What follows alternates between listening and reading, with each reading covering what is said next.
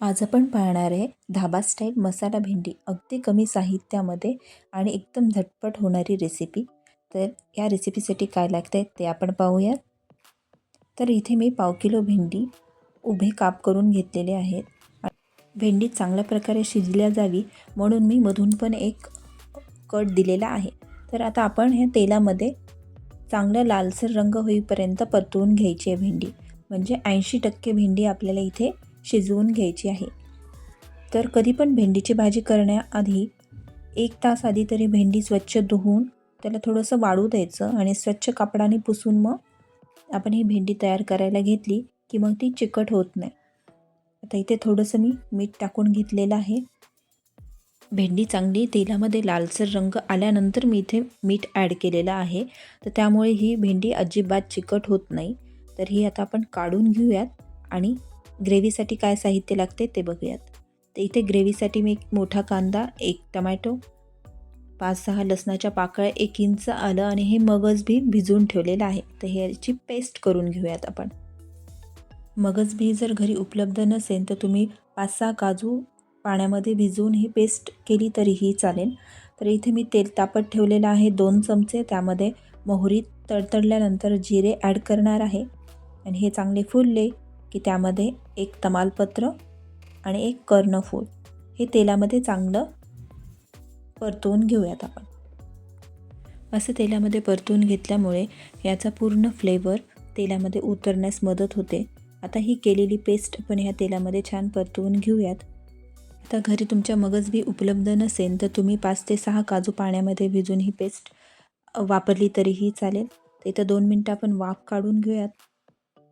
तर बघूयात, कांदा कच्चा असल्यामुळे ह्याला वाफ काढून थोडंसं 10 मिनटं परतवून घ्यायचं आहे, म्हणजे त्याचा कच्चेपणा पूर्णतः निघून जाईल।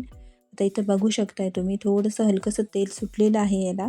तर यामध्ये आपण मसाले ॲड करून घेऊयात। हिंग टाकलेला आहे मी, चवीप्रमाणे तिखट, हळद टाकलेली, हळद अगदी मी थोडीशी टाकलेली आहे आणि कसुरी मेथी।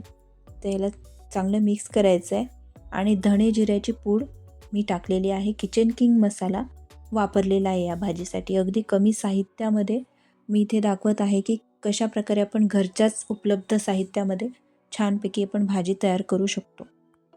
या ग्रेव्हीचा चांगल्या प्रकारे कलर बदललेला आहे। तर यामध्ये मी आता पाणी ॲड करणार आहे। तर पाण्याचा जास्त वापर नाही केलेला आहे मी या रेसिपीसाठी। तर इथे मसाल्यासाठी फक्त अर्धा कप मी पाणी टाकणार आहे आणि पाणी गरमच वापरायचं आहे। तर बऱ्याच जणांना असं वाटतं की भेंडीची भाजी थोडीशी पाणी टाकून केली म्हणजे चिकट होते, असं होत नाही। तुम्ही या पद्धतीने भाजी नक्की करून बघा, तुम्हाला आवडेल। आणि अगदी कमी साहित्य वापरलेले आहे मी इथे, मोजके 2 मसाले वापरलेले आहे। तर हे बघा, आता आपण 2 मिनटं वाफ काढून घेऊयात, म्हणजे छान प्रकारे तेल सुटेल। इथे पाहू शकताय तुम्ही ग्रेव्हीला छान प्रकारे तेल सुटलेलं आहे, म्हणजे सगळी ग्रेव्ही चांगल्या प्रकारे शिजलेली आहे। तर यामध्ये आता आणखी एक मसाला ॲड करणार आहे आपण, त्यामुळे या भाजीची चव अप्रतिम होते। तुम्ही नक्की ट्राय करा। इथे मी मॅगी मसाला टाकणार आहे, पोहे खायचा 1 चमचा। तर हे छोटं पॅकेट आहे, तर पोहे खायचा 1 चमचा हे मसाला मी टाकलेला आहे आणि चवीप्रमाणे मीठ ॲड करून घेऊयात। आता टिफिनसाठी पण ही भाजी खूप आवडीने खातात मुलं, कारण आपण यामध्ये मॅगी मसाला टाकलेला आहे। तर हे मिक्स करून घेऊयात आणि यामध्ये आपल्याला 1 कप पाणी ॲड करायचं आहे। ते पण पाणी मी गरमच ॲड करणार आहे। मी यापूर्वी पण सांगितलेलं आहे की आपण भाजी करताना जे भाजीचं टेम्परेचर जास्त असतं आणि आपण त्यात थंड पाणी टाकल्यानंतर ते एकदम टेम्परेचर कमी होतं, त्यामुळे ती भाजी बेचव होते। त्यासाठी भाजी करताना कधीही गरम पाणी वापरायचं। तर हे आपण मिक्स करून घेऊयात आणि यामध्ये थोडीशी साखर ॲड करूयात, कारण आपण या ग्रेव्हीसाठी टमॅटो वापरलेला आहे। तर इथे आपण तेलामध्ये शॅलो फ्राय करून घेतलेली, म्हणजे थोडीशी हलकी लाल करून घेतलेली भेंडी ॲड करणार आहे।